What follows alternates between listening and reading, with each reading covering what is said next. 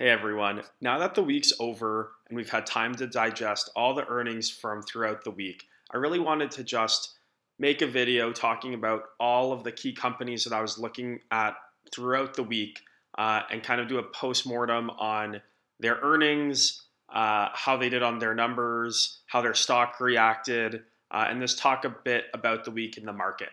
If you like this type of content, please consider subscribing to the channel. If you have any thoughts on the earnings this week, would love to hear it in the comments, but we're going to get right into it. So the first company that reported this week that I was interested in seeing how they performed was SOFI. In terms of their stock actually performed really well on the earnings. I think the day of the earnings, their stock went up about 15%. I think it's down 2 to 3% today with the broader market. But overall, they perform pretty well. If we look at their numbers here, I think it's a couple reasons why they perform well. First of all, they continue to get pretty good traction on product growth in terms of how many individual agreements they have with customers. Galileo, which is their more business-to-business fintech supporting platform, also grew steadily, and you're kind of seeing the trend there continue to go up, which is good. And then also just absolute users continue to grow. This is quarter over quarter. So that's just like 500,000 incremental users in the quarter that they signed up. So overall, pretty strong numbers. But I think what really bumped this stock up was they forecasted by the end of 2023, I think Q4 2023, their CEO said that they're planning on becoming net income positive. And in 2022, they actually, while it's not perfect, but they actually were EBITDA positive. And you can kind of start to see the glide path there on EBITDA. At the end of the day, people care more about the net income and the overall income of the company, but they do seem to have line of sight this year to hitting net income profitability by Q4. And I think that comment alone is what took the stock flying. They've been hurting a lot from the government delaying repayment of student loans or offering to repay loans for them in the US, but they've really made that up nicely on revenue with personal loan growth. So in a world where all the student loan things were as normal, this stock would probably be performing significantly better, growing significantly faster. So even though the stock's down a lot, this company is showing a lot of resiliency to fight through that huge headwind on their business and still post good numbers. Not a stock that I own, just one that I'm interested in general. And I'd say they deserve their stock price increase based off of the numbers that they put up there. The second company on Monday that I really wanted to look at was just Whirlpool as a general proxy for the economy there. Here it is. So Whirlpool had a very flat week. In general, they literally did not move up or down a penny throughout the week. You can see on the earnings day, I think they actually moved up a bit, but then lost it near the end of the week. Just looking at their numbers, what's interesting is just on their revenue. It looks like it was expected, but they went from 5.8 to 4.9, so almost a 20% reduction in revenue. Looks like on earnings, they had some one-time items, sold away a division of their company from Europe, which I wasn't aware of. So that's not really a good picture, but just overall about a 20% revenue miss, but that was in line with expectations. So nothing really happened with the stock. So didn't learn too much here. Wasn't too surprised. Still paying about a 4.5% dividend, $8 billion market cap. But other than that, I didn't see anything that pointed towards the consumer being significantly stronger or significantly weaker than analysts thought going into that call. Going on to Tuesday. So it was really two companies on Tuesday that I was interested in. The first one was McDonald's. So McDonald's on the week was actually down 2 to 3%, despite beating on their earnings actually. So they came in about 5-6% ahead on EPS at 260. They beat on revenue as well. They had really strong pricing power. I believe that their pricing was up 10% on the quarter. So a lot of really good sound bites in their report. I think what was weak was their outlook on the year, and that's what really drew this stock down for next year. The other thing is this stock, let's not kid ourselves, is trading at a very expensive price. So still trading, even if they do $10 of EPS, $10 to $11, it's trading at about a 25x multiple. So expensive stock in this environment with these interest rates. And I think the combination of the lukewarm outlook plus the valuation of the stock outweighed the slightly positive earnings from the last quarter. So nothing too surprising there on that one. The other one from Tuesday was UPS. So going over here to UPS. UPS actually had a pretty strong week overall, up 5 to 6% after they reported their earnings. You can kind of see here they had a slight beat. So 362 on 358, and looks like they actually missed on revenue. So interesting to, I don't follow the company too closely, but interesting to see how much the market bid them up. It wasn't up week overall, so that may be part of it, despite a miss on top line and a slight beat on bottom line. But I think this is really where valuation of companies come into play. With UPS trading at under 15x, McDonald's trading at 26x, investors in lower multiple companies are a bit more forgiving on slight misses and stuff like that because you're not paying a premium to own it. So interesting to see that. Once again, nothing catastrophic that we saw out of these earnings by any means. So I think the overall economy is holding together pretty well based off of the earnings we're seeing from these companies.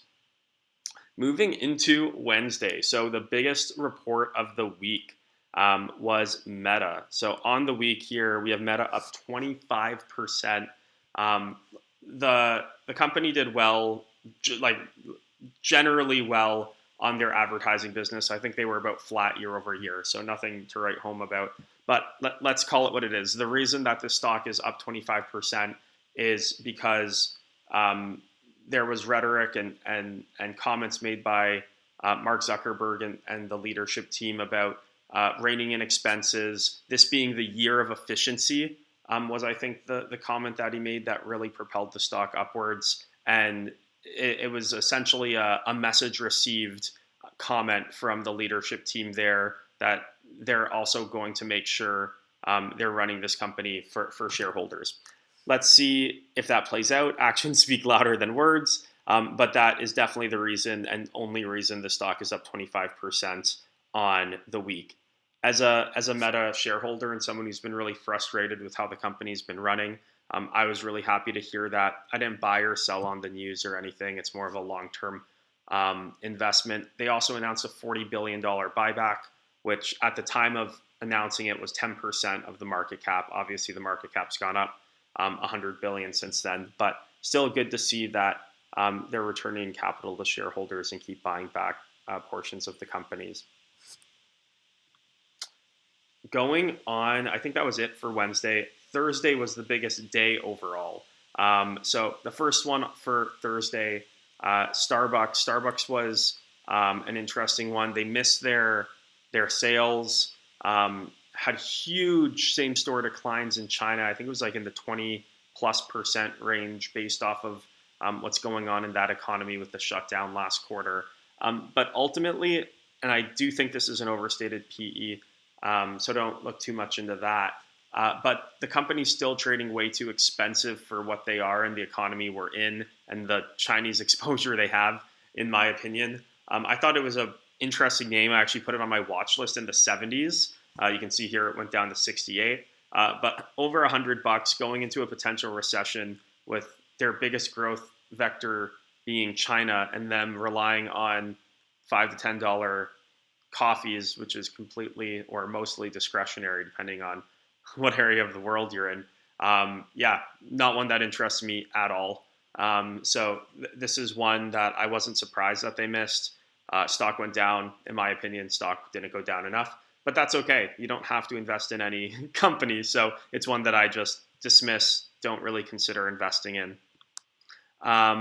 Moving on, the big tech names. So first one is Google. Google had an interesting week. You can see it's actually up 7%, which is interesting. But on the day of this was really all of the advertising companies went crazy off of Meta beating, and I say beating a bit facetiously, just because they were flat or slightly down on advertising. I believe it was just better than expectations. I was shocked to see the stock up as much on Meta earnings, about 8%. It looks like that day, but mostly because I thought Meta stock went up more so because of the comments on peeling back spend in Reality Labs and the buyback, more so than robust advertising sales. So I was shocked to see other companies with unrelated problems that were addressed during the call benefit to the extent that they did. But nonetheless, then Alphabet did report their earnings, and I was pretty disappointed in them, to be honest. So YouTube was one area I mentioned. I was looking at how they performed. They missed. They missed versus expectation, and then I think they also missed, like in their sequential form as well, in terms of versus year ago. So miss all around. Google Cloud revenue, which is one of the reasons or one of the areas they hired a lot in over the last year, missed. So they're missing on all key areas to diversify their business away from search. Google Cloud obviously diversifying completely away from advertising. Obviously continued to burn money on other bets, which at some point I don't see the point in or the value in. And then also missed on search. So it was just a miss all around. And then the stock went down, I believe, 4 or 5%, but it went up 7% that day because of Facebook. So this one was surprising to me. I don't get why the company's worth 7% more today than it was a week ago. I think it should be worth less, to be honest. Amazon, similar story, but actually probably got fairly hit downwards, down pretty big today after the earnings yesterday. But once again, another one that really took part in the jump from Meta on Wednesday to Thursday. So I'd say on Amazon, the bright side was their advertising business, I believe, grew about 20% on the quarter. And you're looking at Google, Facebook flat, Snapchat disastrous earnings, and they're still growing while not the same pace as before, 20% growth. So they're obviously leading market share growth on digital advertising, and that should continue to grow. They did $11 billion in the quarter, 38 or 37 billion on the year. I think that could be a $45 to $50 billion business for them in 2023, and that can continue to be a profitable growth segment for them. Cloud continued to grow, but I think once again went down to the 20-ish% pace on AWS versus the 30 to 40 that we're used to. So just decelerating growth rates across the business. So this is one I'm happy, or I think this was a justified knockback down from people thinking everyone was going to beat like Meta. But yeah, I think it was fairly knocked down. Stocks probably, Amazon's one of the tougher stocks to value. But one other thing I should mention is they reported their current quarter cash flow projections to be between $0 and $4 billion.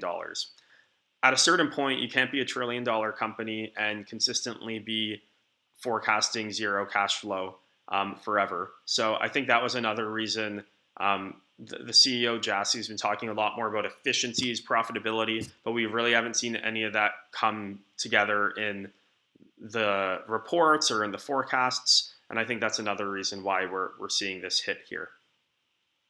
On to the last big tech company, and the last company I was really interested in this week. Apple on the week's up 7%. on the month is up 22%, and on the day after earnings is up 2%. If we just look at their numbers quick, so they missed on EPS, they missed on revenue, they missed on iPhone sales, missed on Mac revenue, huge, down 30%. iPad revenue was up. Other products, which I consider important in diversifying their business, missed big, down almost 10% versus year ago, and service revenue up 6%, margins in line with estimates. So based off of the multiples that Apple trades at and the reason why they trade at that multiple, I thought these were not great earnings. So overall, you have a business that's been growing 20 to 30% for a long time, decelerating in a huge way. Your bread and butter on iPhones, which is really the center of your ecosystem, going down almost 10% year over year. You're missing EPS, and your stock's trading in a mid to high 20 price to earnings ratio with macroeconomic exposure and a lot of China exposure. I just think that at the current prices, it's not one that I'm interested in buying in. And just like I mentioned on StarBucks, that's fine. No one's forcing you to buy into any stock, obviously. This is a great business, probably one of the best businesses in the world. I just think the multiple's too high for how the business is operating today and the risks versus reward of the company over the next couple years. So anyway, that's my thoughts on some of the companies that reported earnings this week. I'd love to hear your thoughts on any of those companies. If you disagree with me in a big way, let me know in the comments. I'd love to hear other people's opinions. And if you like this type of content, please consider subscribing to the channel, and I'll see you guys in the next one.